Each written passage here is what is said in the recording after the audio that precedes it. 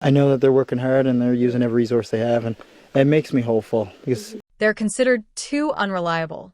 But police still use them as investigative tools because even an unreliable indicator is better than nothing when you're trying to figure out who to focus on. If Daniel, Malaya, and Daniel's mother all pass their polygraphs, that's significant. It suggests, at least according to that particular test, that none of them were directly involved in harming Lilly and Jack. But passing a polygraph doesn't mean you're innocent. It means you didn't show the physiological responses the examiner was looking for when answering specific questions. What questions were they asked? Did you harm Lilly and Jack? Do you know where Lilly and Jack are? Did you see anyone else harm Lilly and Jack? We don't know what questions were asked. We don't know how the test was structured. We don't know if anyone was asked follow-up questions based on their responses. Daniel has said he wants to take another polygraph. He's that confident. He's essentially challenging the RCMP to test him again. That's either the behavior of an innocent man who's desperate to clear his name, or it's the behavior of someone who knows he can pass a polygraph because he's practiced, because he's prepared, because he understands how the test works and how to control his responses. Subscribe to this channel because we're going to analyze every statement Daniel has made and see if there are patterns, inconsistencies, or red flags. The court documents from July 16th were a turning point in public perception of this case. These documents indicated that there was no evidence of criminality. No evidence that a crime had been committed. That phrasing is very specific. It doesn't say no crime was committed. It says there's no evidence. That's a crucial distinction. Crimes can occur without leaving evidence. Evidence can be destroyed. Evidence can be hidden. The absence of evidence is not evidence of absence. But in the legal system, you can't charge someone with a crime if you can't prove a crime occurred. Without bodies, without a crime scene, without witnesses, without a confession, how do you prove that Lilly and Jack were murdered? You can't. So even if investigators strongly suspect foul play, even if their gut tells them those children are dead and someone in that house is responsible, without evidence, they can't move forward with charges. That's why the case remained under the Missing Persons Act rather than being treated as a homicide investigation. It's not that investigators thought Lilly and Jack were alive somewhere. It's that they couldn't prove they were dead. The multi-agency support mentioned in those court documents is interesting. The RCMP brought in help from other police services, from specialized units, from experts in various fields. Why? Because this case was beyond the scope of what the local RCMP detachment could handle on its own. Multi-agency task forces are typically formed for serial crimes, for terrorism investigations, for cases that require resources and expertise beyond what one agency possesses. The fact that such a task force was formed for Lilly and Jack suggests investigators were treating this as a major crime, even if they couldn't publicly call it that yet. What were these agencies doing during the 3 months of public silence? They were pulling digital records. Cell phone tower data can show where phones were during specific time periods. GPS data from vehicles can show where cars went, even if the driver doesn't remember or doesn't want to tell you. Social media activity can reveal mindset, planning, communications with others. The RCMP specifically mentioned analyzing bank records. Why? Because unusual financial transactions can indicate planning. If someone withdrew a large amount of cash in the days before the disappearance, what was that cash for? If someone made payments to an unknown individual, who was that individual and what was the payment for? If someone suddenly closed accounts or moved money, that could indicate preparation for fleeing or for a major life change. The fact that no suspicious financial activity has been publicly announced suggests either the bank records were clean or whatever was found is too sensitive to reveal because it's part of an ongoing investigation. The phone and GPS data is particularly important. If the adults in the house claim they were all home on the night of May 1st and the morning of May 2nd, their phone location data should confirm that. If any phone left the property during that time period, that's significant. If any phone was turned off during that time period, that's also significant because why would you turn off your phone unless you didn't want a location tracked? Comment below if you understand how digital forensics works because this is where modern investigations are won or lost. The fragment of pink blanket found in the trash haunted investigators throughout these months. Forensic analysis of that fabric could reveal so much. If there was blood on it, DNA testing could identify whose blood. If there were other biological materials, semen, saliva, anything that could indicate sexual assault or other violence. If there were cleaning chemicals on the fabric, that would suggest someone tried to clean it before disposing of it. If there were environmental contaminants, soil from a specific location, plant material from a specific type of vegetation, those could indicate where the blanket had been. All of that testing takes time. You can't just look at a piece of fabric and know its secrets. You need to send it to a lab. You need specialized equipment and trained analysts. You need to be patient while the science does its work. By August, 3 months after the disappearance, the case had largely fallen out of the daily news cycle. There were occasional updates. The RCMP would issue statements saying the investigation was ongoing, asking for continued public vigilance, reminding people that there was a tip line. But there were no major developments announced. No arrests. No dramatic search operations. Just silence. That silence was agonizing for everyone involved. For the extended family who needed answers. For the community who needed closure. For the investigators who were working day and night but couldn't share what they were doing because it might compromise the investigation. August 2nd marked the 3-month anniversary of the disappearance. There were vigils. People gathered to remember Lilly and Jack, to light candles, to pray if they were religious, to simply stand together and acknowledge that these children mattered, that they hadn't been forgotten. Belinda Gray, the paternal grandmother, was at these vigils. She spoke about her grandchildren. She thanked the community for their support. She begged anyone with information to come forward. The $150,000 reward was active. That's a substantial amount of money. That's enough to change someone's life. The hope was that someone knew something, someone who was afraid to come forward, someone who needed an incentive. But no one claimed that reward. No one provided the tip that broke the case open. Why?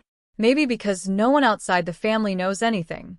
Maybe because whatever happened to Lilly and Jack happened in that house, behind closed doors, with only the people who lived there as witnesses.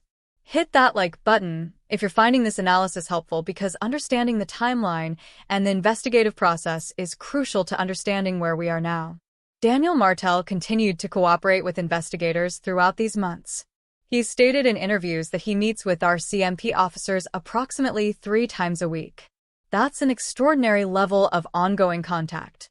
Is Daniel being interrogated 3 times a week? Probably not in the formal sense. More likely, investigators are asking follow-up questions, checking details of his story, presenting him with evidence, and asking him to explain it. They're building a complete picture of what Daniel knows, what he claims he doesn't know, and whether his story remains consistent over time. Repeated interviews are a standard investigative technique. You ask the same questions in different ways at different times. If someone's telling the truth, their answers should remain consistent. If someone's lying, they have to remember what they said before, and eventually they'll slip up, contradict themselves, add details that don't fit. The fact that Daniel keeps agreeing to these interviews, that he hasn't lawyered up and refused to speak to police, that he's maintaining this cooperative stance, is interesting. It suggests either he's genuinely innocent and wants to help, or he's confident that there's no evidence linking him to whatever happened, so he believes cooperation makes him look innocent. Malaya, in contrast, has had no publicly reported contact with the investigation beyond whatever initial interviews occurred in the first days. Is she still cooperating? Has she retained a lawyer who's advised her to stop talking to police? We don't know. Her silence extends to the investigation as much as it extends to the media. And that difference in approach, Daniel visible and cooperative, Malaya invisible and silent, has shaped public opinion. Fairly or not, people suspect the person who won't talk. People suspect the person who runs away. People suspect the mother who blocks her ex-boyfriend and disappears with a baby while her other 2 children are missing. Maybe that suspicion is unjust. Maybe Malaya is the most traumatized person in this entire scenario. But perception matters. And the perception, right or wrong, is that Malaya's behavior is suspicious. The 3 months of silence also allowed various theories to circulate online. True crime communities picked this case apart. Armchair detectives analyzed every scrap of available information. Facebook groups were created. Reddit threads debated theories. YouTube channels did deep dives. Some of this attention was helpful. Keeping the case in the public consciousness matters. But some of it was harmful. People were accused without evidence. Wild theories were presented as fact. Malaya was called a murderer. Daniel was called a pedophile. Daniel's mother was accused of helping dispose of bodies. None of these accusations were based on evidence. They were based on suspicion, on interpretation of behavior, on the human need to create a narrative that makes sense even when the facts don't support it. Daniel mentioned this in his September interview. He talked about how social media has been a circus, how people analyze every facial expression, every hand movement, every word he says. He's not wrong. In the age of internet sleuthing, everyone with a keyboard thinks they're a detective.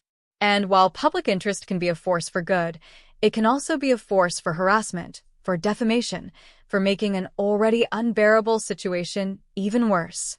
As summer turned to fall, as August became September, as the children would have been going back to school if they were alive, the investigation reached a turning point.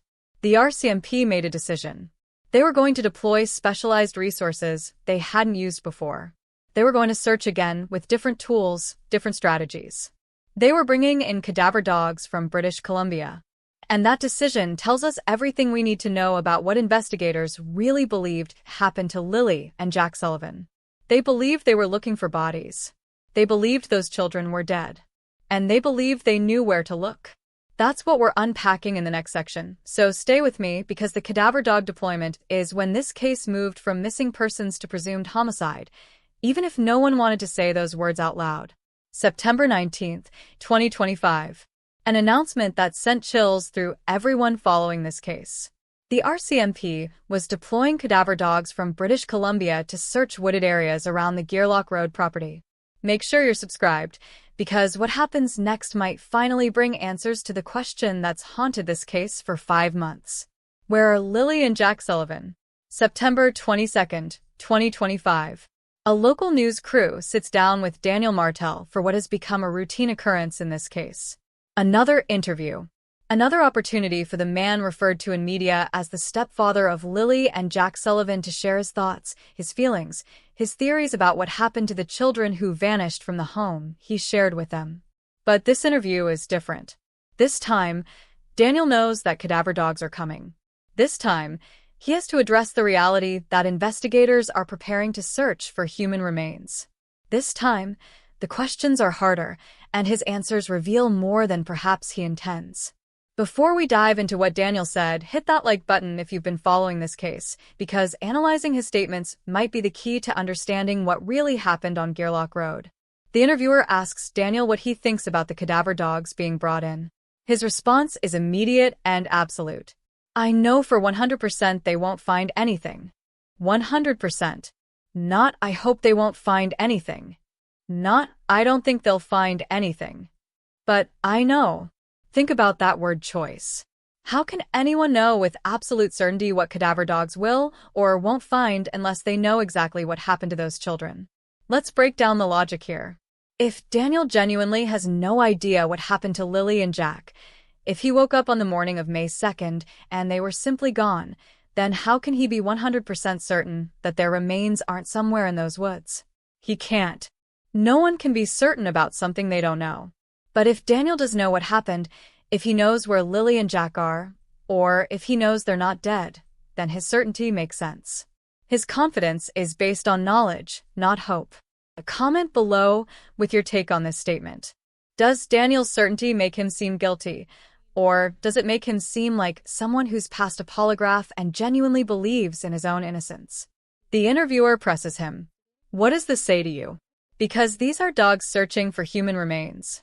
Daniel's response focuses on vegetation, on how the woods are overgrown now, after months of summer growth, on how it will be hard work for the dogs. He says he's happy they're bringing the dogs. He even hopes they bring more than one dog. But notice what he doesn't say. He doesn't say he hopes they find his stepchildren. He doesn't say he hopes this brings Lilly and Jack home. Instead, he talks about social media speculation, theories, and accusations. He says he hopes the cadaver dogs will slow down the online rumors because, at this point, they're getting ridiculous. Read that again.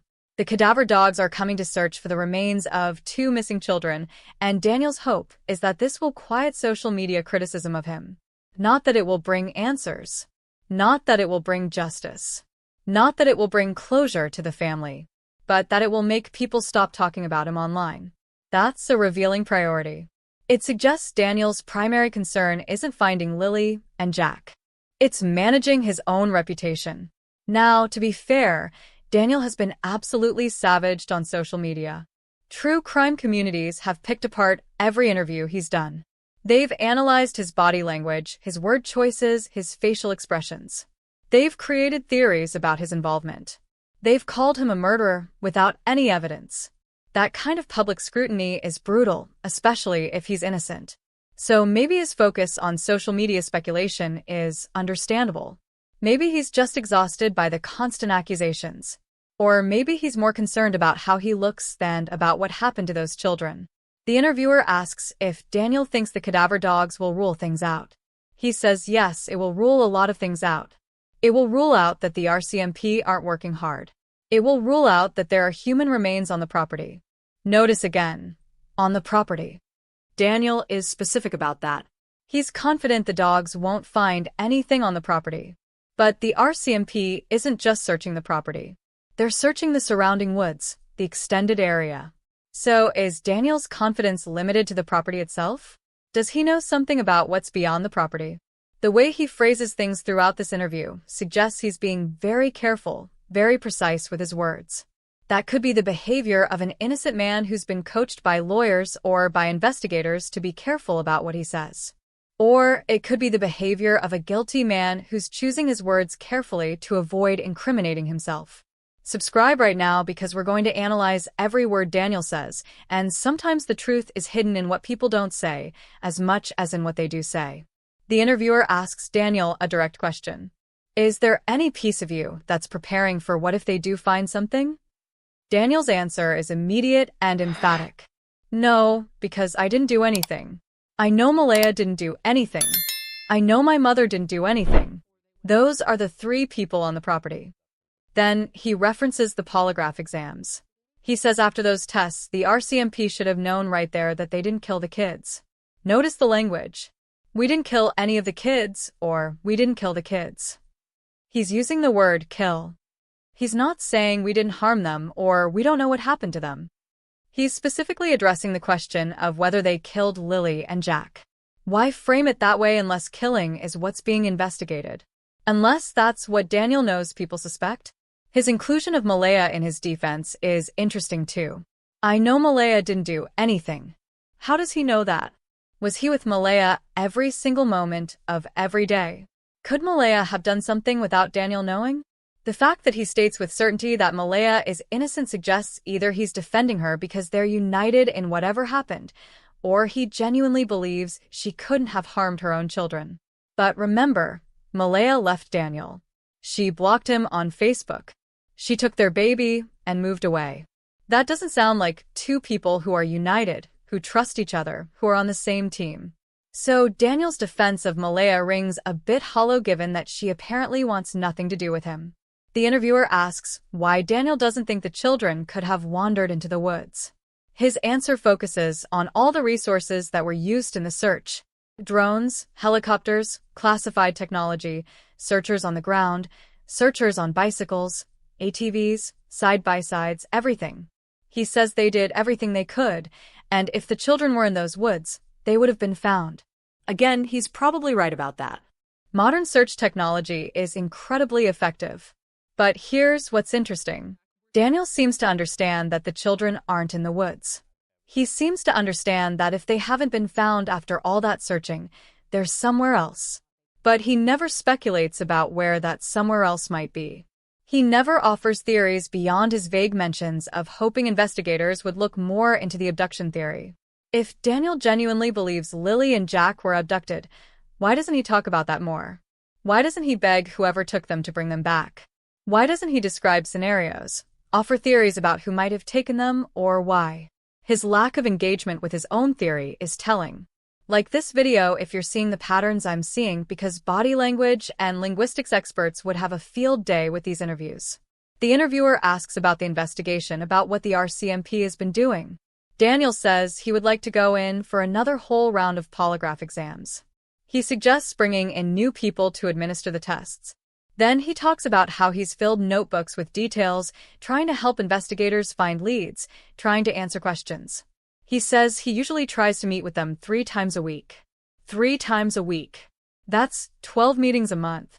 Over 5 months, that's 60 meetings with RCMP investigators. That's an extraordinary amount of contact. Either Daniel is the most cooperative witness in the history of missing persons cases, or investigators are keeping him close because they suspect him and want to keep him talking, keep monitoring him, keep building their case. In interrogation theory, there's a concept called maintaining rapport.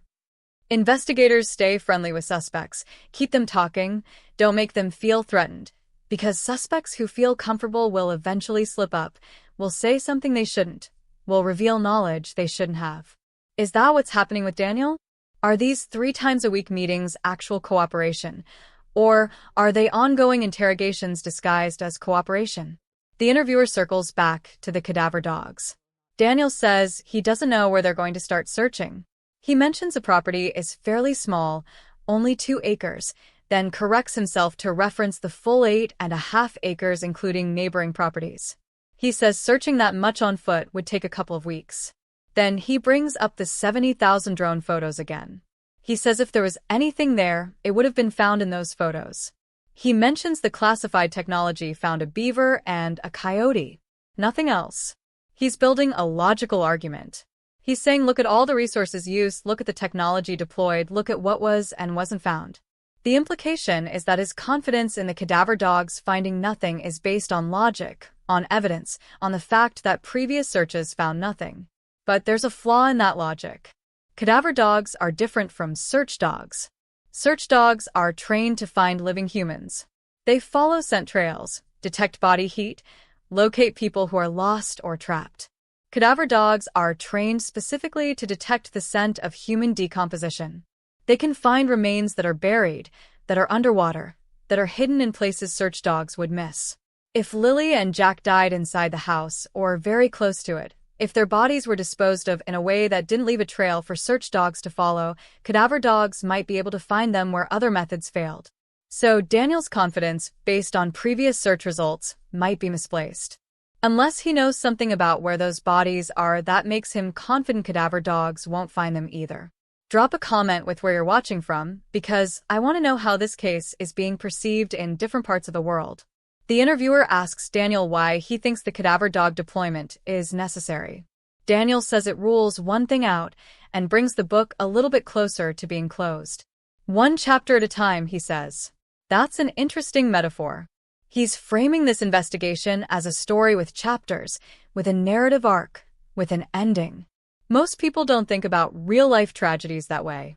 Most people think about finding missing children, not about chapters closing. But Daniel, who's done so many media interviews, who's always available to talk to reporters, who seems comfortable in front of cameras, he thinks in narrative terms. Is that just his way of processing trauma? Or is it the mindset of someone who sees this as a performance, as a story he's telling, as a role he's playing? The interviewer asks how Daniel has been doing. He says he's not going to say he's doing well, but he's doing better than at the start. He describes the experience as physically, mentally, and emotionally exhausting. Then he says something that sounds almost positive, given the context. Every day you wake up and it's a new day, new hope. Just keep going forward. New hope for what? Hope that Lilly and Jack will be found alive? Hope that the investigation will end? A hope that he'll be publicly cleared? He doesn't specify, and that ambiguity is interesting. When the interviewer asks about the toll of social media, Daniel says it's been quite a circus. He says he can't control what people say, that they're free to judge, but maybe they should think before they type or use AI for pictures. That last part is specific. People have apparently been using AI to create fake images related to this case. Maybe images suggesting what happened to the children, maybe images manipulating photos of Daniel to make him look guilty. That's horrifying behavior from internet sleuths, and it's understandable that Daniel would be upset about it. But again, his focus is on how he's being treated by the public, not on what happened to Lilly and Jack. The interview is coming up on 5 months since the disappearance, the interviewer notes. Time has flown, they say. Daniel doesn't disagree. Then the interviewer asks something pointed. Did you ever imagine we'd be here, still talking about this? Daniel says no. He thought with all the resources and different units working on it, with dive teams and canine units and dedicated teams for social media analysis and a dedicated person watching highway cameras, that answers would have come by now. This is revealing. Daniel expected the case to be solved. He expected investigators to find something, to make an arrest, to provide closure. But they haven't. Why? Either because there's not enough evidence to charge anyone, or because the evidence points in directions that are complicated, that require more investigation, that don't lead to easy answers. Daniel's surprise that the case is still unsolved could be genuine. Or it could be the surprise of someone who thought they'd covered their tracks well enough that there wouldn't be this much ongoing investigation. Make sure you're subscribed because we're going to revisit these interviews if and when new evidence emerges, and we're going to see if Daniel's statements hold up or contradict what we learn. The interviewer asks about school being back in session, about seeing school buses go by every day. Daniel says it's hard.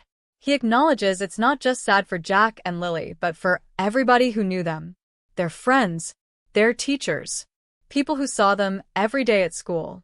This is actually one of the more empathetic moments in the interview. Daniel is thinking beyond himself, beyond his own experience, and considering the broader impact of this tragedy. That's the kind of response you'd expect from an innocent person who's genuinely grieving. But then the interviewer asks the most important question of the entire interview. Why do you keep doing these media appearances? Daniel's answer: for Jack and Lilly. But then he immediately pivots to talking about how people will analyze this interview online, how they'll analyze every hand movement, every facial expression, how they dissect everything he says. He looks disappointed, almost defeated, as he talks about this. And here's the thing, he's right. People do analyze everything. I'm analyzing everything right now. Every word, every phrase, every piece of body language that can be discerned from video. Is that fair? If Daniel is innocent, absolutely not. It must be torture to have your every move scrutinized by thousands of strangers who've already decided you're guilty. But if Daniel is involved in what happened to Lilly and Jack, then yes, every word matters. Every inconsistency is a clue. Every slip of the tongue might be the key to solving this case.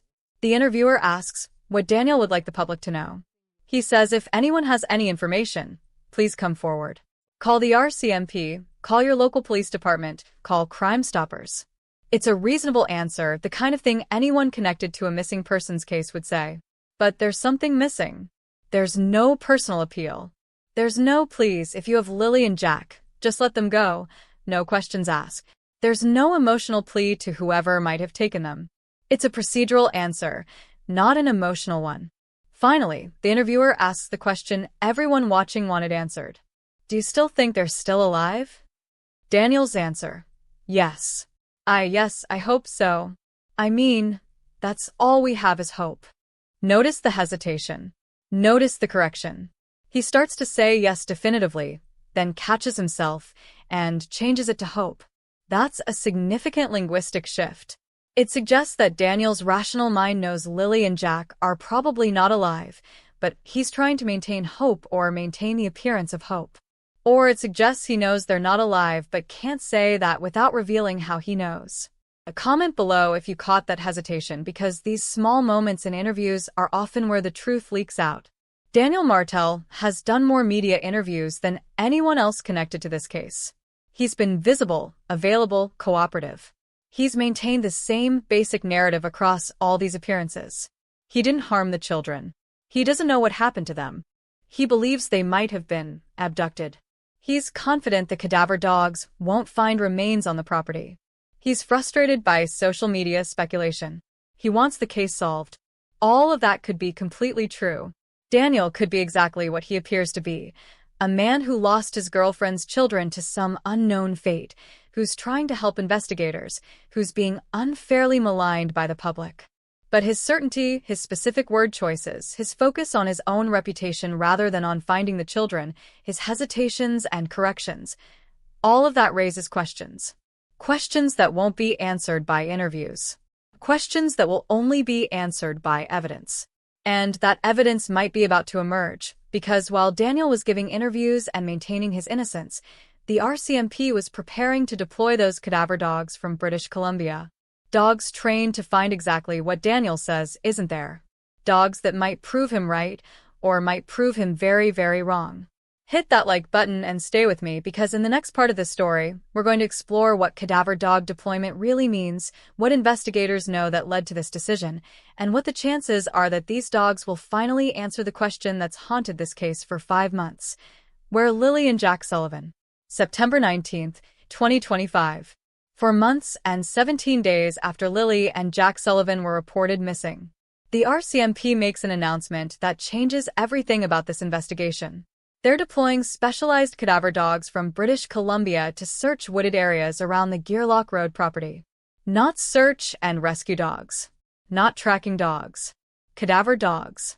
Dogs trained for one specific purpose: to detect the scent of human decomposition, to find the dead. Before we go any further, I need you to comment below with your thoughts, because this deployment means something crucial. It means investigators believe Lilly and Jack are deceased. It means they believe those children's bodies are somewhere in the search area. It means despite Daniel Martel's 100% certainty that nothing will be found, the RCMP thinks differently. Let's talk about what cadaver dogs actually are and what makes them different from other types of search dogs. All detection dogs work on the same basic principle. They're trained to recognize and alert to specific scents. Drug dogs alert to narcotics. Bomb dogs alert to explosives. Search and rescue dogs alert to the scent of living humans. Cadaver dogs alert to the scent of death. Specifically, to human death. These dogs undergo specialized training that can take years. They're exposed to the scent of human decomposition at various stages. Fresh death. Decomposition. Skeletonized remains.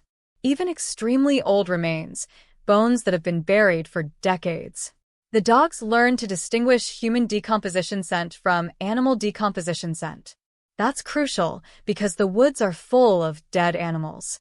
Remember, the classified technology deployed in May found a beaver and a coyote. The area around Gearlock Road has plenty of wildlife, and where there's wildlife death. But cadaver dogs can tell the difference. The chemistry of human decomposition is unique. As a human body breaks down, it releases specific volatile organic compounds. Chemicals with names like putrescine and cadaverine, named for exactly what they indicate. These compounds are produced in different combinations and concentrations during human decomposition than during animal decomposition. A well-trained cadaver dog can detect these compounds even in tiny amounts, even months or years after death, even if the remains have been moved or hidden. Like this video if you're learning something, because understanding the science behind cadaver dogs helps us understand why the RCMP is deploying them now, for months after the initial searches found nothing. The dogs being brought in from British Columbia suggests Nova Scotia doesn't have cadaver dog teams with the specific training needed for this search. That's not unusual. Cadaver dogs are specialized. There aren't many teams in Canada, and they're often shared between provinces for major cases. The fact that the RCMP is bringing in out-of-province expertise tells us they're taking this very seriously. They're using the best resources available. They're preparing for a major search operation.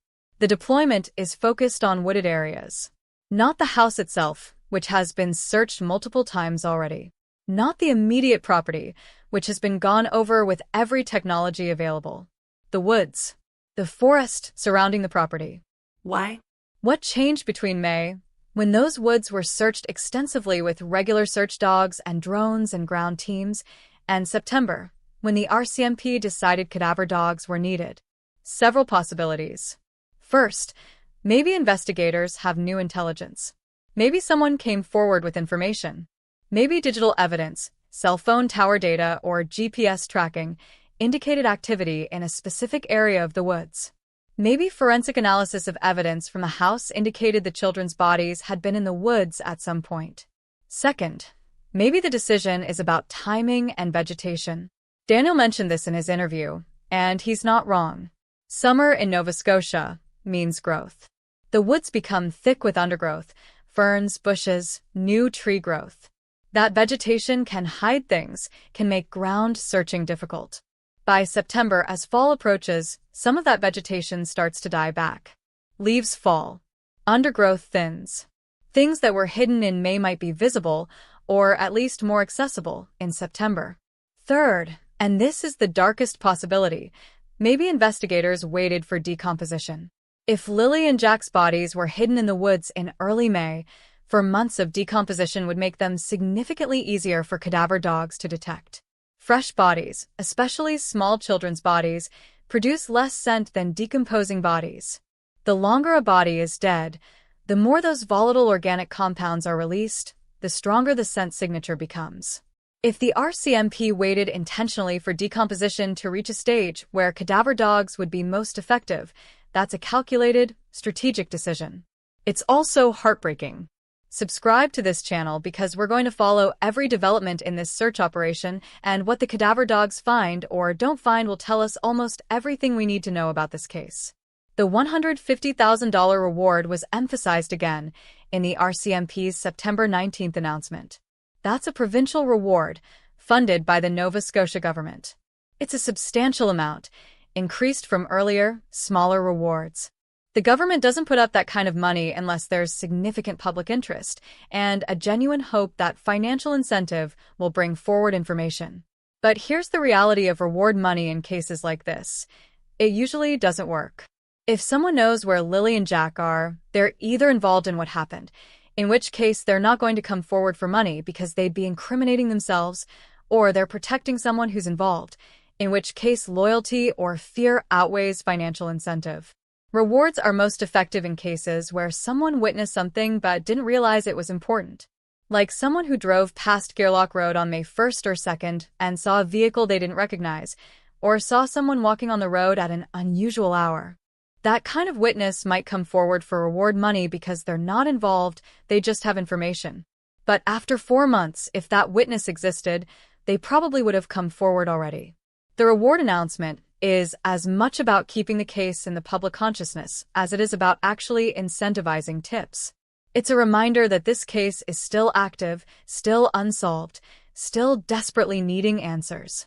The RCMP's statement accompanying the cadaver dog deployment was carefully worded. They said they were continuing their intensive investigation.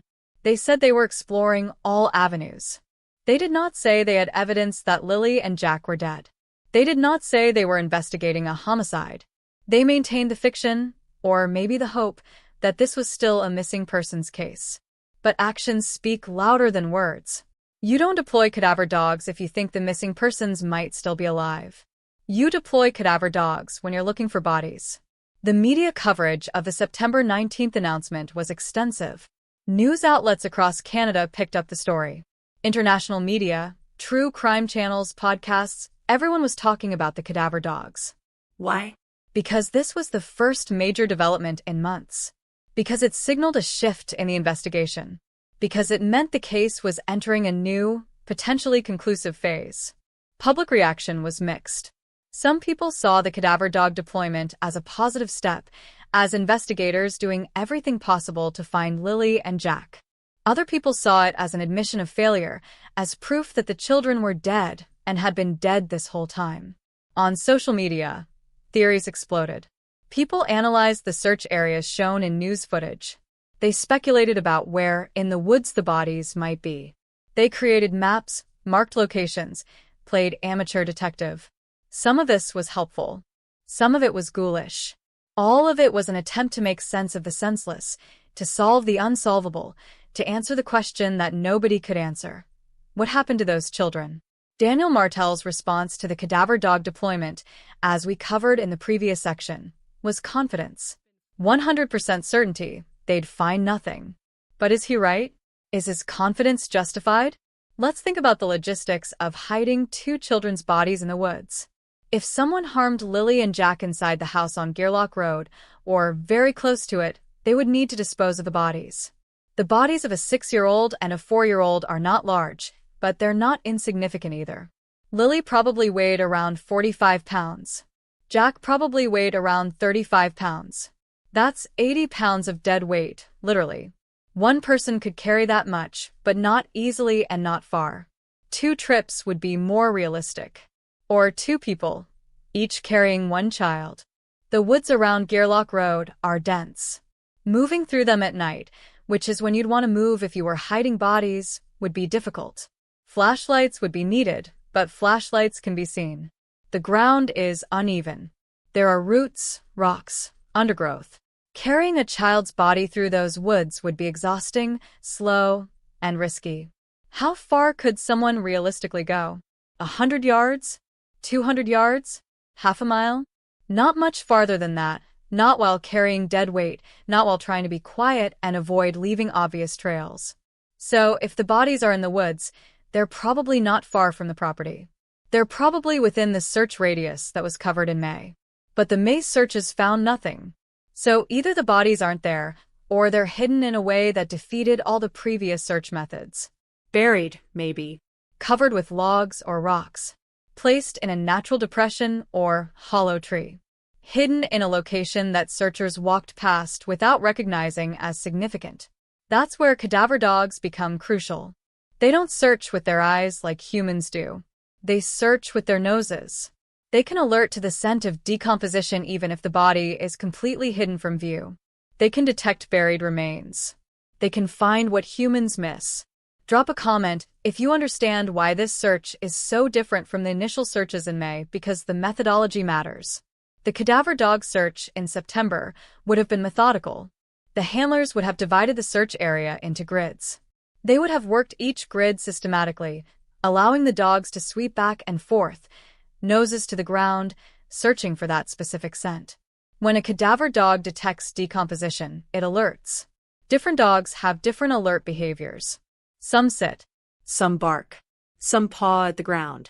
The handler recognizes the alert and marks the location. Then investigators move in to excavate, to see what the dog found.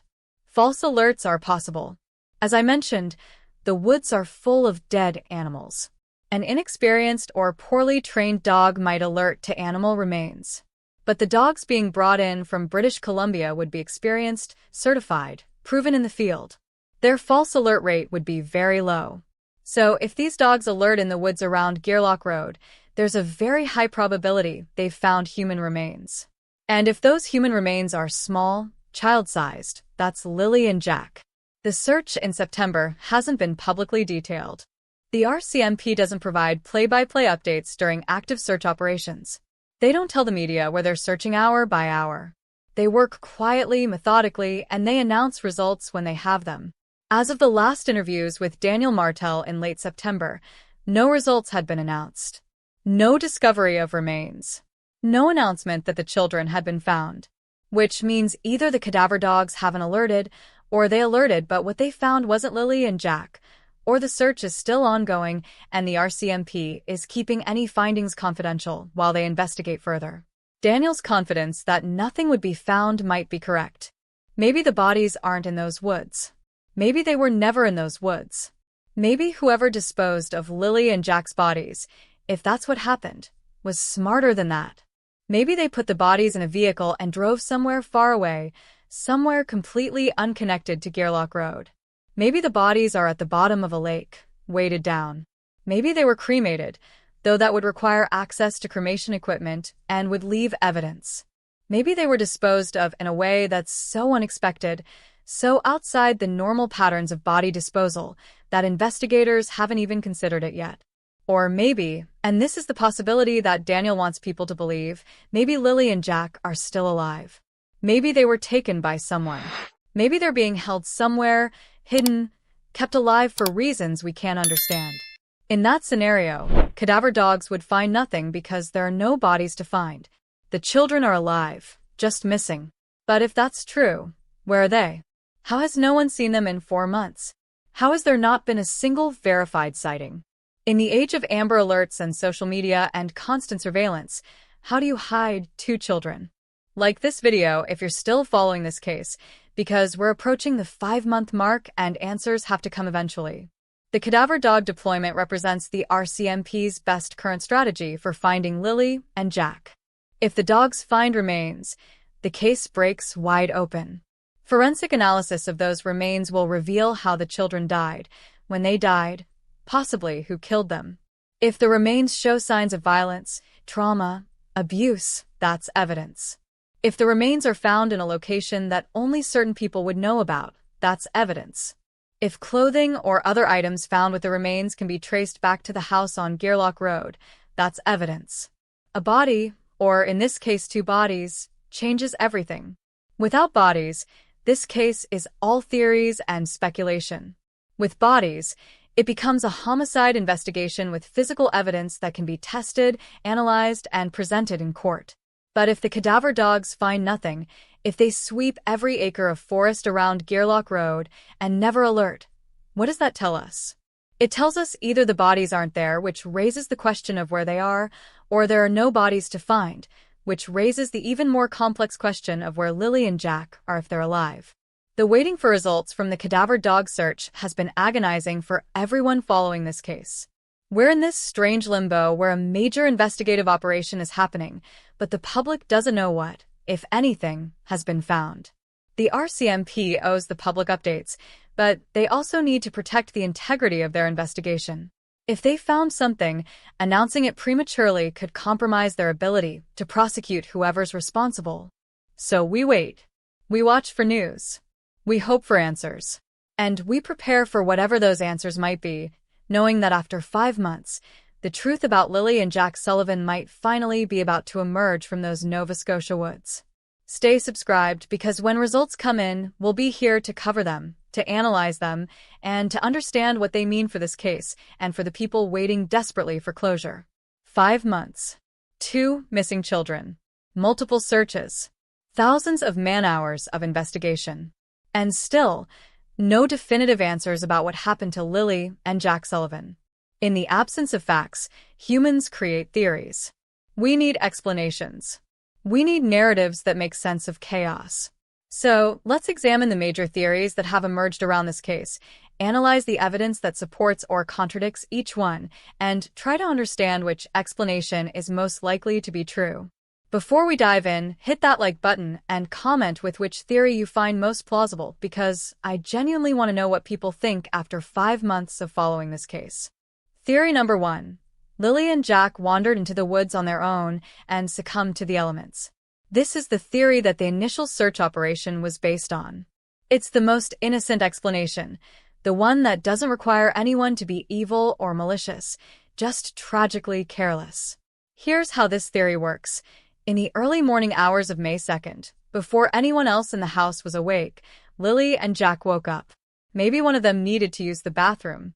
Maybe they heard something outside and were curious. Maybe they wanted an adventure. They went to the sliding glass door that Daniel's mother showed to the media. They opened it, which a 6-year-old could definitely do. They walked outside into the pre-dawn darkness or early morning light. Once outside, they wandered. Maybe they were following an animal they saw. Maybe they were exploring. Maybe they quickly got disoriented. The woods around Gearlock Road are dense and extensive. Even adults can get lost in them. Small children, without any survival skills, without warm clothing, without food or water, would be in serious danger very quickly. If they wandered deep enough into the woods, if they encountered water and tried to cross it, if they fell and were injured, if they simply got exhausted and lay down, they could have died within hours. Hypothermia, dehydration, injury, any of these could have killed them. And if they died in the woods, their bodies would be there somewhere, slowly decomposing, waiting to be found. That's the theory. Now, let's examine the evidence. Supporting evidence. The sliding door was reportedly often unlocked. Lilly, at 6 years old, was certainly capable of opening a door and leading her younger brother outside. Children do wander off. It happens more often than we'd like to think. The surrounding woods are extensive enough that 2 small children could conceivably get lost. Contradicting evidence. The massive search operation in May found absolutely nothing. 70,000 drone photos. Thermal imaging. Search dogs trained to find living humans. Ground teams covering every acre of searchable terrain. Classified technology. All of it found nothing. No clothing. No footprints. No scent trail. Nothing. Modern search and rescue is incredibly effective. If those children died in the woods within a reasonable distance of the property, they should have been found. Additionally, there's the question of motive and opportunity. Why would both children wander off together? Why would Lily, who was 6 and old enough to know better, take her 4-year-old brother into dark woods? Children that age are usually afraid of the dark, afraid of being away from their parents. The scenario requires us to believe that both children spontaneously decided to go exploring at a time when it would be dangerous to do so, and that they did it without anyone in the house hearing them leave. It's possible, but it requires multiple unlikely things to happen simultaneously. Comment below if you think this theory is plausible, because some people still believe this is what happened despite the lack of evidence. Theory number 2. Lilly and Jack were abducted by a stranger. This is the theory that Daniel Martel seems to favor, or at least the theory he wants investigators to focus on. Here's how this theory works. Someone, a predator, a criminal, someone with bad intentions, either knew about the children or saw them at some point, maybe at the Dollarama on May 1st. This person followed the family home or already knew where they lived. In the early morning hours of May 2nd, or possibly even on May 1st after the Dollarama visit, this person came to the property. Maybe they waited until everyone was asleep. Maybe they knocked on the door with some pretext. Maybe they simply opened that unlocked sliding door. They took Lilly and Jack, either by force or by convincing them to come along quietly. Maybe they promised them something, told them their mother sent them. They transported the children away from Gearlock Road, far enough that the massive search operation wouldn't find any trace of them. And now, 5 months later, the children are either being held somewhere or they're dead and hidden in a location completely unconnected to their home. Supporting evidence. Stranger abductions do happen. They're rare, but they occur. If a stranger took the children, that would explain why there's no evidence on the property, why the search found nothing, why none of the adults in the house showed signs of deception on their polygraph tests. They genuinely don't know what happened because they weren't involved and didn't witness it. The children's complete disappearance without any trace fits with an abduction scenario where the abductor was careful and methodical. Contradicting evidence. Stranger abductions, while they capture headlines, are statistically very rare. Most missing children are taken by family members or people known to the family. Stranger abductions typically leave evidence. Someone breaks in or forces entry. There are signs of struggle. Neighbors see unfamiliar vehicles. Security cameras catch something. In this case, there's been no report of any suspicious activity, any unknown vehicles, any evidence that someone from outside the family was involved. The RCMP stated months ago that they had no evidence of abduction. Additionally, the logistics are challenging. How does a stranger access a rural property at night, find 2 specific children in a house, remove them without anyone hearing, and transport them away without being seen? It's possible, but it requires perfect execution and extraordinary luck. Like this video if you're seeing how complicated this case really is, because each theory has problems, and that's why it remains unsolved. Theory number 3. Malaya Brooks Murray, the mother, harmed her children or arranged for them to be taken. This is one of the darker theories circulating online, but it needs to be examined because it could explain several aspects of the case. Here's how this theory works. Malaya was unhappy in her relationship with Daniel. She wanted out. She wanted to start fresh, with just her infant daughter. But Lilly and Jack complicated that. Maybe she resented them. Maybe she saw them as obstacles. Maybe she had severe mental health issues, postpartum depression that extended beyond her infant, psychosis, something that impaired her judgment. Or maybe she didn't want to harm them but wanted them gone. So she contacted someone, maybe someone from her past, maybe someone she found online. She arranged for this person to take the children on the night of May 1st or early morning of May 2nd. She facilitated access to the house. She made sure the sliding door was unlocked. She made sure she and Daniel and his mother would be asleep or occupied. The person came, took the children, and disappeared. Malaya then participated in reporting them missing, played the role of grieving mother, but quickly removed herself from the situation by leaving with her baby and cutting off contact with Daniel. Supporting evidence: Malaya's behavior after the disappearance is unusual. She left the area immediately. She blocked Daniel on Facebook. She hasn't spoken publicly at all. Some interpret this as consciousness of guilt, as someone who can't face public scrutiny because she knows what she did. The theory explains why there's no evidence on the property. If the children were taken away alive, there wouldn't be bodies or blood or signs of violence at the house. It explains why the adults passed polygraph tests if Malaya wasn't directly asked about arranging the removal, or if she's someone who can lie effectively, she might pass. The fact that Malaya and Daniel's relationship fractured immediately after the disappearance could indicate that Daniel suspects her, or that Malaya knew Daniel would eventually figure out what she did and she needed to get away from him. Contradicting evidence: there's no evidence. No communications in Malaya's phone records or social media showing contact with anyone who might have taken the children. No financial transactions suggesting she paid someone. No witness reports of unknown individuals at the property. The RCMP has had access to all of Malaya's digital data, and they've announced no evidence of criminality. If this theory were true, there would be traces, planning, communication, something. Additionally, mothers who harm their children or arrange for them to disappear typically show warning signs beforehand. Was there any indication that Malaya was struggling, that she resented Lilly and Jack, that she was planning something? None has been publicly reported. And if Lilly and Jack were taken alive by arrangement, where are they now? How has no one seen them in 5 months? Subscribe right now because the next theory is the one that makes most people uncomfortable, but might be closest to the truth. Theory number 4. Daniel Martel harmed the children and disposed of their bodies. This is the theory that much of social media has latched onto. The stepfather, the boyfriend, the man who wasn't biologically related to the children, the person with access and opportunity. Here's how this theory works. Something happened on the evening of May 1st or early morning of May 2nd. Maybe Daniel lost his temper. Maybe he was abusing the children and one incident went too far. Maybe he harmed them sexually and killed them to cover it up. Maybe it was an accident that spiraled into a cover-up. Whatever the precipitating event, both Lilly and Jack ended up dead. Daniel then had to dispose of the bodies. He might have done this alone while Malaya and his mother were asleep or unaware.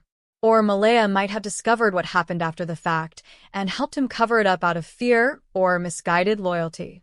Daniel hid or buried the bodies somewhere, possibly on the property in a location that's been searched but where the bodies weren't found, or possibly off the property in a location he knew about. Then he participated in the 911 call, played the role of concerned stepfather, and has been maintaining that role ever since through constant media appearances and cooperation with police. Supporting evidence: statistically, when children are harmed, it's usually by someone in the household. Daniel had access to Lilly and Jack. He lived with them. He had opportunity. His constant media appearances and insistence on his innocence could be interpreted as a performance, as someone working very hard to appear innocent because he knows he's not. His 100% certainty that cadaver dogs won't find anything could indicate he knows where the bodies are and knows they're somewhere the dogs won't search. The pink blanket fragment found in the trash on the property, especially given Daniel's initial claim that it wasn't Lily's blanket, could be evidence that he was disposing of items connected to the crime. His focus in interviews on his own reputation rather than on finding the children could indicate his real concern is avoiding prosecution, not bringing Lilly and Jack home.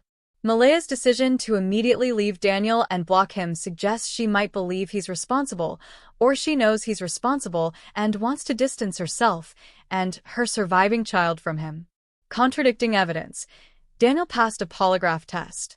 While polygraphs aren't foolproof, they're not useless either. If Daniel had harmed those children, there should have been physiological responses during the test. The court documents from July indicated no evidence of criminality. If Daniel had killed Lilly and Jack in the house, there would be blood evidence, DNA evidence, signs of violence. Luminol testing would reveal blood, even if it had been cleaned up. The fact that no such evidence has been announced suggests either it doesn't exist or it exists, but the investigation